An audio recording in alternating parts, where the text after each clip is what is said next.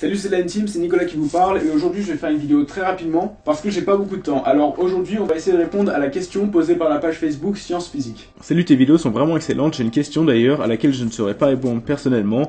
Pourquoi tout ce que l'on trouve dans l'univers est rond et pas aplati par la force centrifuge? Bonne continuation. On va voir pourquoi la forme ronde ou plutôt à peu près sphérique est très présente dans l'univers. Donc c'est parti. Premièrement, pourquoi la Terre est-elle sphérique? La Terre s'est formée il y a environ 4,5 milliards d'années, juste un peu après la naissance du Soleil.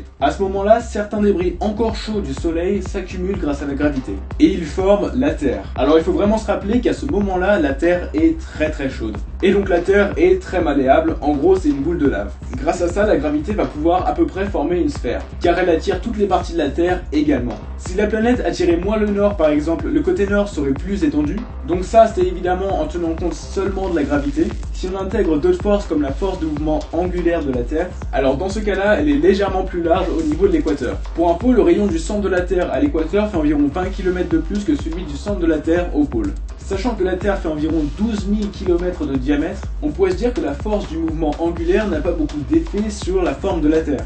Pas vrai ? Et croyez-le ou non, elle aide en fait à faire une sphère. On peut prendre l'exemple de notre planète imaginaire qui attire moins l'hémisphère nord. Eh bien, la rotation de la planète sur elle-même va en fait l'arrondir. Avec le temps, la planète va se refroidir et va rester à peu près dans sa forme. Aussi, j'ai mis le nord en bas parce que je me demande ce que ça peut faire d'être à l'envers. Oui, ceci est un teaser. Enfin bref, pour les étoiles c'est la même chose, en soi c'est la gravité qui les rend rondes. Maintenant, est-ce que vous savez pourquoi les gouttes d'eau sont rondes? En effet, la croyance populaire que les gouttes d'eau ressemblent à des larmes est totalement fausse. En réalité, les gouttes d'eau sont plus ou moins rondes, ça dépend surtout de leur taille. Alors pour faire simple, en dessous de 2 mm, la goutte d'eau est très sphérique. Et plus la taille augmente, plus le bas de la goutte d'eau s'aplatit jusqu'à ce qu'il devienne une courbe. Et à partir d'une taille d'environ 6 mm, la goutte d'eau ne peut plus tenir en une seule. Et elle se fragmente donc en plusieurs gouttes qui auront une taille plus petite. La taille de la goutte d'eau est donc limitée par l'air qui détruit celles qui sont trop grandes. Mais ça répond pas à la question, pourquoi sont-elles rondes? Et ben ça mes amis, c'est dû à la tension de surface. Mais qu'est-ce que c'est exactement? Et ben je vais essayer de simplifier ça beaucoup car honnêtement c'est assez compliqué et ça mérite bien sa propre vidéo. Alors je me donne 30 secondes pour vulgariser énormément et vous faire comprendre la tension de surface. 3, 2, 1, go!